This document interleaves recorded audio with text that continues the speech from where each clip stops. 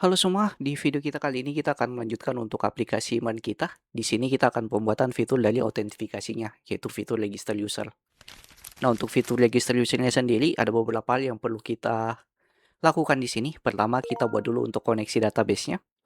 Kemudian yang kedua, kita berbuat untuk struktur foldernya seperti pembuatan controller, router, dan juga parent routernya. Dan yang ketiga, kita tinggal buat fitur create passwordnya, yang mana passwordnya kita coba enkripsi menggunakan backup nantinya. Nah, pertama di sini kita akan coba lakukan dulu untuk koneksi dalam database. Nah, untuk koneksi database-nya sendiri sebenarnya ada satu hal ya yang gagal pada saat kita gunakannya, database localhost, yaitu kita tidak bisa melakukan create dari datanya. Nah, jadi sini kita tidak gunakan yang localhost lagi, tapi kita gunakan yang cloud-nya, yaitu Mongo Atlas yang ini. Nah, untuk Mongo Atlasnya sendiri, teman-teman bisa lakukan pendaftaran dulu di web Mongo Atlas, jadi silakan daftar untuk pembuatan akun Mongo Atlasnya. Setelah itu nanti teman-teman disuruh untuk pembuatan cluster. Nanti di sini silakan teman-teman buat cluster, bisa gunakan clusternya yang free terlebih dahulu. Kemudian setelah pembuatan cluster, tampilannya kurang lebih bakal seperti ini nanti. Nah, setelah seperti ini, tinggal masuk ke database and network access. Nah, di sini masuk ke database user. Nah, di sini teman-teman masukkan database usernya supaya teman-teman bisa akses database-nya nanti menggunakan user yang dibuat. Jadi masukkan nama username-nya dan juga password-nya apa. Nah, setelah itu masuk ke IP access list. Nah, di sini teman-teman buat IP address-nya dari public dengan IP address 0.0.0.0/0 supaya nanti database-nya bisa diakses secara public. Nah, meskipun sebenarnya kita bisa atur keamanannya seperti masukkan IP address kita pribadi. Nah, cuman di sini kita buat saja yang public seperti ini. Nah, setelah itu kita masuk ke project overview. Nah, di sini sudah ada nih cara connect-nya. Kita tinggal klik connect, kemudian masuk ke dalam driver. Nah, di sini kita bisa pilih, kita coba gunakan Mongoose, karena hampir mirip ya kayak kalau kita gunakannya MongoDB. Nah, di sini sudah ada nih, di bagian bawah URI-nya, yaitu koneksi database-nya, yang mana di sini teman-teman harus ganti DB password-nya ini sesuai dengan password yang teman-teman isi pada saat pembuatan database at network access-nya untuk user database-nya. Masukkan password-nya ke sini. Nah, ini username-nya, ini password-nya. Nah, ini kita bisa copy terlebih dahulu. Kita bisa copy. Nah, kemudian kita paste ke sini. Nah, dan jangan lupa di sini DB password-nya teman-teman isi dengan password-nya teman-teman. Nah, setelah itu setelah slash, kita bisa tambahkan untuk nama database-nya. Jadi setelah yang ini ya MongoDB.net slash kemudian nama database kita apa. Di sini saya sebut namanya DB state. Kemudian retrieve write-nya true w majority. Ini app name-nya itu cluster, nama cluster kita. Nah, ini sesuai dengan nama clusternya. Nah, ini double, saya hapus dulu yang lebih. Nah, setelah itu seperti nanti. Jadi ada attribute write dan seterusnya. Nah, kemudian saya tinggal masukkan untuk DB password saya di sini. Oke, untuk DB passwordnya bakal saya sensor. Nah, jadi sini sudah saya masukkan untuk DB passwordnya. Nah, tahap selanjutnya di sini kita akan buat untuk koneksi dari database-nya. Kita akan buat satu file di sini di dalam folder source-nya. Kita buat folder dengan nama config. Ini untuk konfigurasinya. Kemudian di sini kita buat filenya yaitu prisma.ts.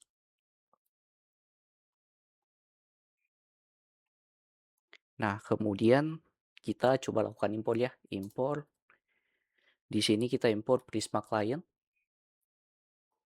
Ini Prisma client. Kemudian di sini kita akan buat untuk koneksinya. Kita ekspor default atau tidak usah default, kita ekspor cons saja. Ekspor cons Prisma.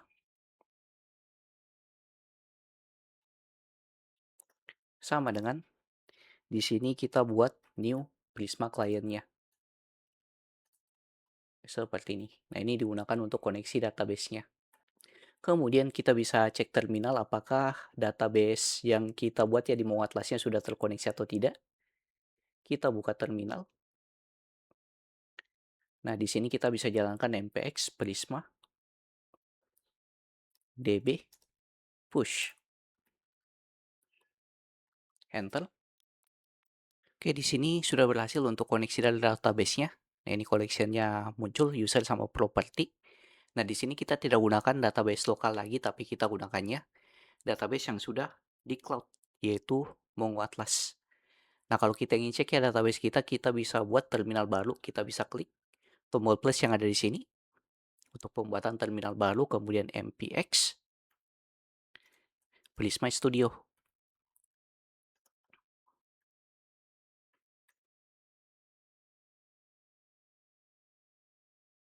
Nah, di sini database-nya sudah terbuka ya. Nah, database-nya ini itu database dari Mongo Atlas-nya yang kita buat tadi.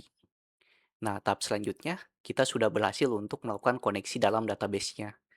Nah, tahap selanjutnya di sini kita akan coba untuk pembuatan struktur dari foldernya, yaitu kita akan buat fitur controllernya, routernya, dan juga parent routernya yang saling terhubung satu sama lain. Nah, di sini karena mic-nya agak bermasalah, ini saya akan ngoding dulu dan akan saya jelaskan satu-satu nantinya setelah selesai ngoding. Nah, pertama kita buat dulu foldernya, controllers. Kemudian di source-nya kita buat folder lagi dengan nama router atau routes. Nah, di sini ya ada folder controller dan juga folder routes.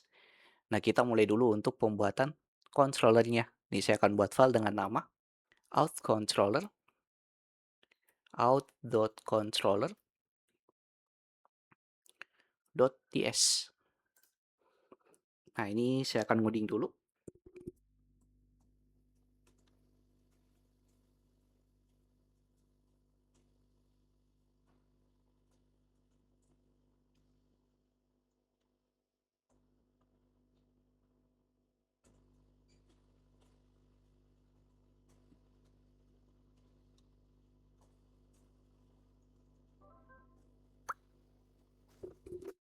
Oke, di sini saya buat fungsi yaitu register user yang mana dia akan terima request dan juga responnya.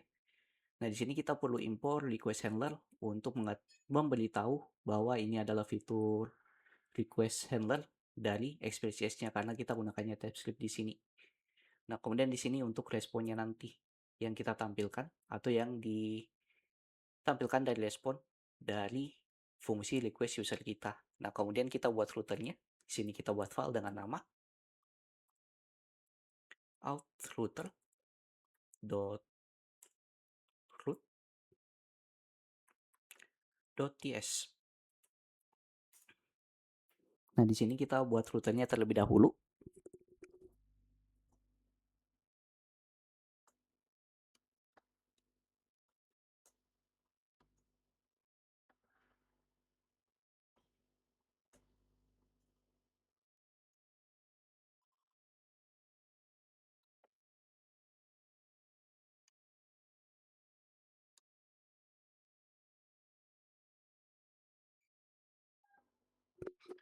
Nah, ini untuk fitur out routernya. Jadi, untuk fitur out routernya di sini, kita buat satu rute yang mengarah ke slash register dengan menggunakan method post. Yang mana pada saat registernya ini ke trigger URL-nya dengan method post, dia akan jalankan fungsi register user yang kita buat di dalam controllernya yang ini. Nah, ini ya, kita buat express routernya, kita buat routernya dengan method post URL-nya slash register yang mengarah ke controllernya yaitu register controller. Nah, kemudian kita ekspor. Kenapa kita ekspor? Supaya kita bisa import di dalam FTS-nya. Nah, FTS-nya di sini kita tinggal app use untuk router yang kita buat tadi.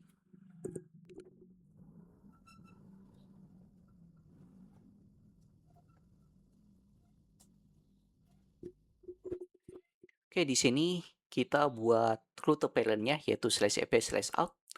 Kemudian dia akan jalankan out router.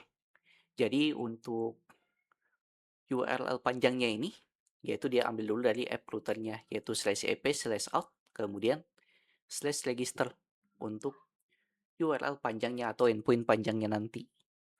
Nah, kemudian dia jalankan register user. Nah, kemudian bagaimana nih caranya kita jalankan method postnya ini? Kalau method get kan kita bisa jalankan langsung di web browser. Cuman kalau method post ini yang butuh inputan atau request body, biasanya kita masukkan menggunakan aplikasi testing API. Nah, untuk aplikasi testing API-nya kita akan gunakan Postman di sini, yaitu aplikasi untuk melakukan pengujian dan mendokumentasikan dan mengolah API kita. Jadi kita akan gunakan Postman di sini untuk melakukan pengujian dan juga melakukan dokumentasi dari API yang kita buat. Nah, terutama API yang kita buat di sini yang /register. Kita akan coba testing terlebih dahulu. Ini kita jalankan dulu aplikasinya. Kita buka terminal di atas, npm run dev.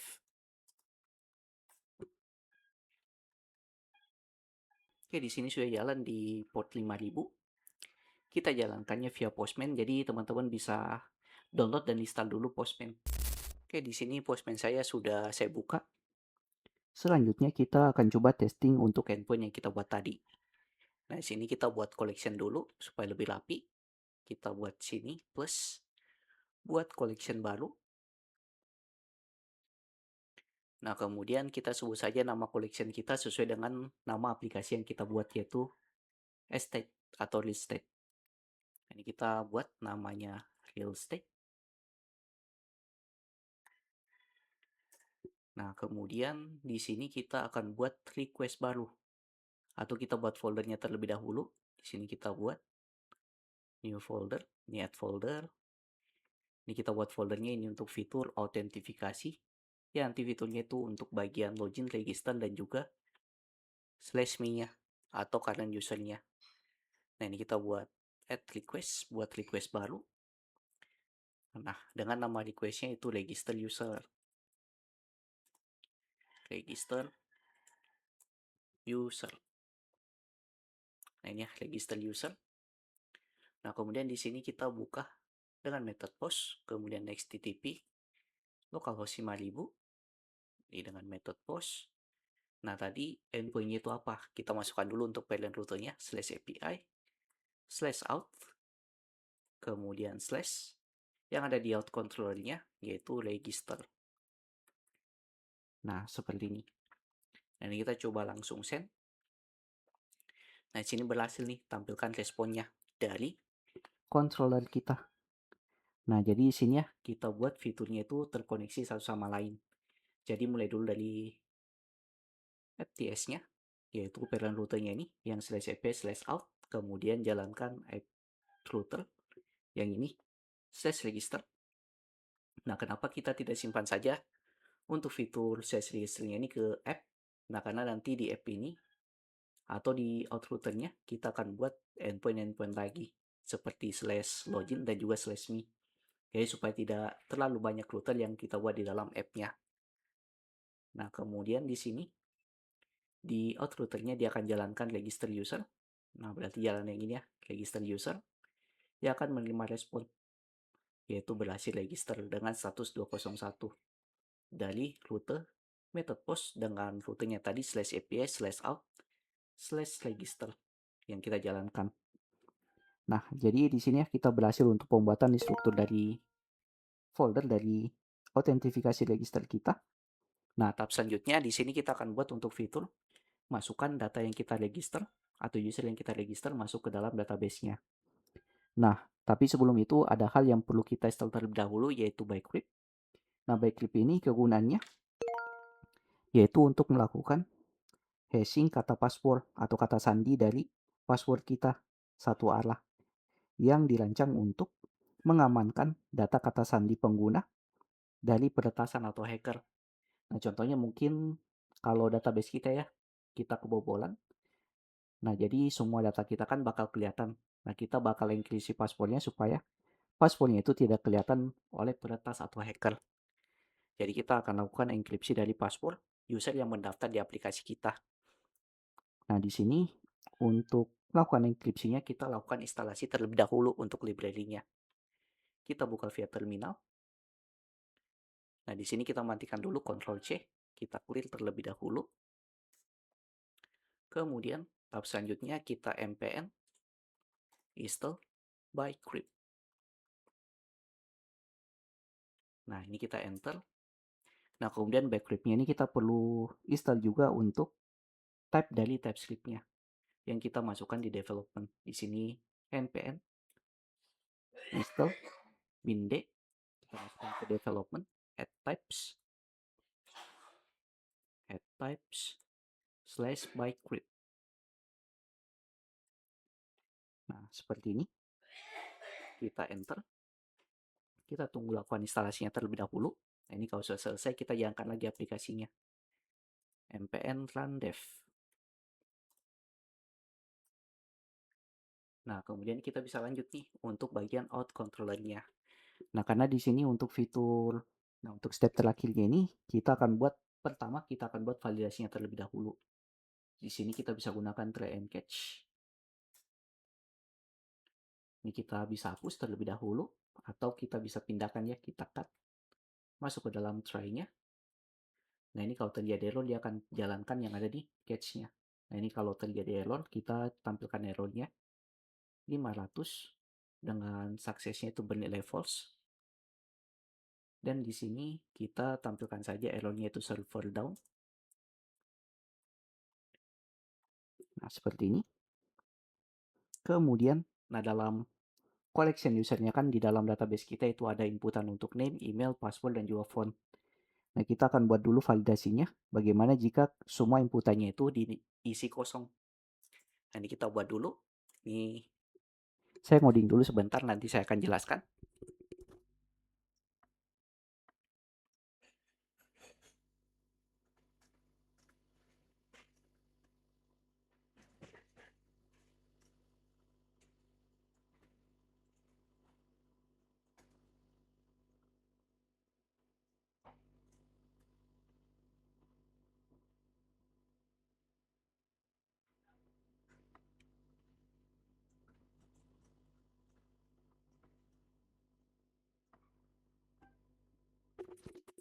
Oke, di sini saya buat validasi pertama, yaitu saya ambil dulu nih semua inputan-inputannya dari request body-nya seperti inputan name, email, password, dan juga phone.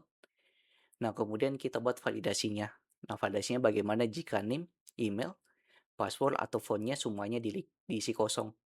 Jadi jika name-nya kosong, atau emailnya kosong, atau password-nya kosong, atau phone-nya kosong. Nah, kita tampilkan responnya ini, yaitu email, name, password, phone is required atau wajib isi. Nah, ini kita perlu return di sini. Nah, ini kita coba dulu validasi pertamanya, berhasil atau tidak. Kita masuk ke Postman. Nah, di sini kita masuk ke body. Kemudian di sini kita ganti ke cloud. Kemudian ganti di sini jadi JSON. Nah, di sini kita tinggal masukkan inputannya. Kita masukkan untuk inputan name yang kita buat kosong terlebih dahulu. Kemudian inputan email, kita buat kosong juga. Kemudian inputan password, kita buat kosong, dan inputan phone. Nah, ini sama, kita buat kosong juga. Nah, ini jadi keempat inputannya. Kita buat kosong semua untuk ngetesting validasi kita jalan atau tidak. Nah, sini kita bisa langsung lakukan send. Nah, di sini bakal muncul nih false email, name, password, and phone is required atau wajib diisi dengan respon status yaitu 400, yaitu bad request. Nah, sesuai dengan yang kita buat di codingan kita yang ini. Yang ini ya. Statusnya 400, suksesnya false, kemudian message-nya email, name, password, dan juga phone is required. Nah, kemudian kita buat validasi kedua, yaitu untuk passwordnya. Kita buat minimal karakter yang perlu diisi. Nah, ini saya coding dulu sebentar.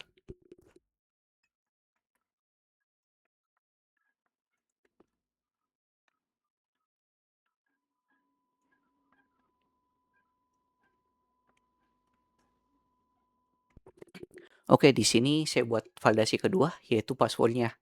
Jadi untuk passwordnya, jika inputan passwordnya itu kurang daripada 6, maka kita tampilkan responnya ini, yaitu password minimal 6 karakter. Dan kita return dengan status 400. Nah, ini kita testing lagi, masuk ke Postman lagi. Kemudian kita coba isi semua, kecuali passwordnya kita isi ada 2 karakter. Nah, di sini untuk passwordnya saya isi cuma 3 karakter. Kita coba send.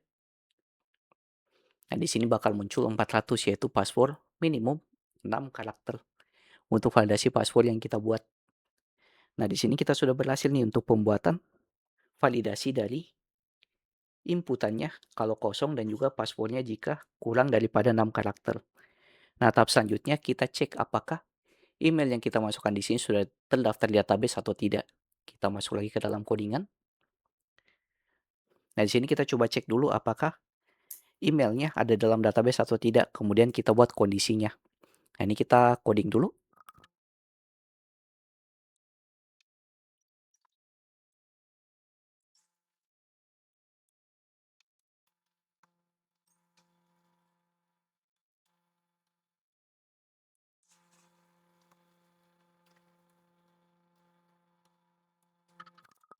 Oke, di sini kita buat dulu untuk fitur untuk ngecek apakah email yang kita masukkan sudah terdaftar database atau tidak. Di sini kita cek dulu di dalam database-nya. Nah, ini kita perlu import untuk Prismanya. Kemudian setelah kita import, kita bisa cek di dalam collection user-nya apakah ada data berdasarkan kondisi di kolom emailnya, yaitu inputan email yang kita masukkan. Apakah emailnya sudah terdaftar di dalam database atau tidak. Nah, kalau sudah terdaftar, kita tampilkan respon errornya ini dengan respon status 409 successful, kemudian email already registered. Nah, kemudian setelah kita buat fiturnya ini, kita coba lakukan untuk reset passwordnya terlebih dahulu.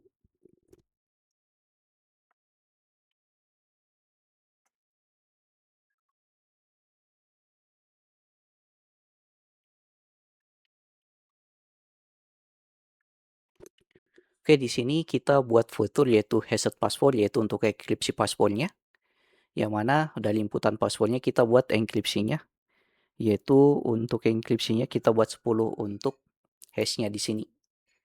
Nah, sebenarnya sini semakin tinggi nilainya, semakin bagus keamanan dari passwordnya, cuman itu bakal semakin lambat di aplikasinya. Jadi kita buat defaultnya nih 10 untuk tingkat enkripsi dari passwordnya.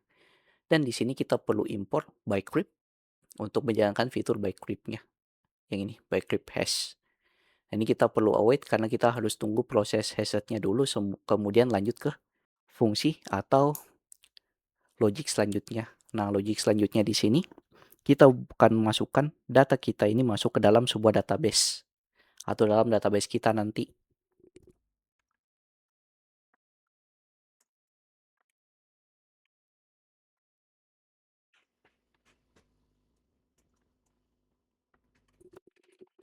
Oke, di sini kita buat untuk masukkan datanya ke dalam database. Jadi kita masukkan dulu ke dalam sebuah variable, kemudian jalankan fiturnya untuk nge-create data.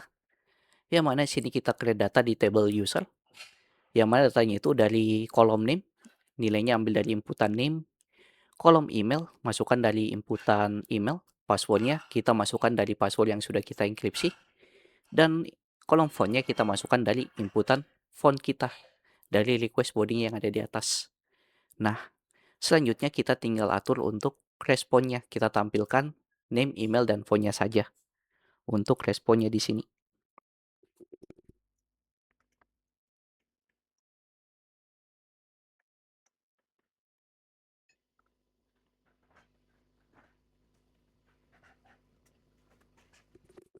Oke, di sini kita tampilkan respon dari data yang sudah kita buat. Jadi kita tampilkan ID user yang sudah kita buat, nama user yang kita buat, dan juga email yang sudah kita buat dan fontnya. Nah, ini kita tidak tampilkan password karena passwordnya agak sensitif kalau kita tampilkan dalam responnya. Nah, jadi di sini kita sudah buat ya untuk bagian responnya. Nah, kemudian terakhir kita coba testing di Postman. Kita lakukan testing. Nah, di sini kita masukkan passwordnya lebih dari 6 karakter. Nah, di sini sudah masuk semua, name-nya Reski, emailnya reski@mail.com, passwordnya 1 sampai 8, fontnya 08211122233. Nah, ini kita lakukan send, mudah-mudahan berhasil. Nah, di sini codingan kita berhasil dengan respon 201 yaitu created. Nah, di sini berhasil ya. Nah, ini untuk data user yang baru kita buat pada saat kita register. Dan kita bisa cek ke dalam database-nya. Kita bisa buka Prisma Studio.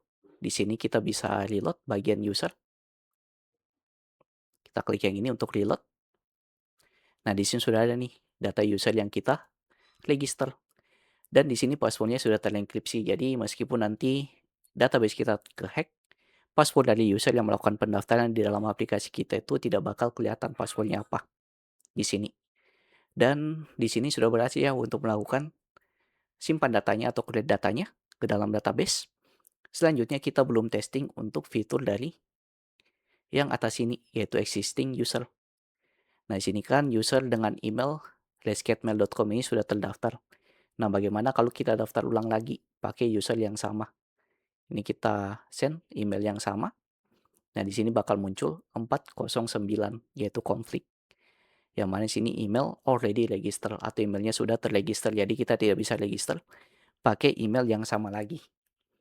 Nah, di sini kita sudah berhasil untuk pembuatan fitur dari register user kita, dari pembuatan koneksi database-nya yang ada di config tadi, dan juga atur environment-nya.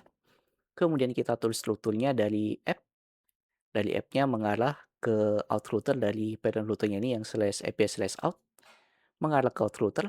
Nah, out routernya jalankan endpoint /register dengan method post yang mengarah ke register usernya, yaitu untuk tambah datanya atau register user kita di sini. Nah, di sini kita buat validasinya. Jika name, email, passwordnya tidak diisi, tampilkan error yang ini. Nah, kemudian ini jika passwordnya kurang daripada 6 karakter. Nah, ini untuk ngecek apakah emailnya sudah terdaftar atau tidak dari codingan yang ini. Nah, kemudian di bawah sini kita hash passwordnya atau kita enkripsi passwordnya. Kemudian di sini kita lakukan create datanya dari table atau collection usernya yang ada di Mongo Atlas. Nah, kemudian di sini kita tinggal tampilkan responnya bahwa dia sudah berhasil terregister dengan menampilkan respon dari user yang baru kita buat.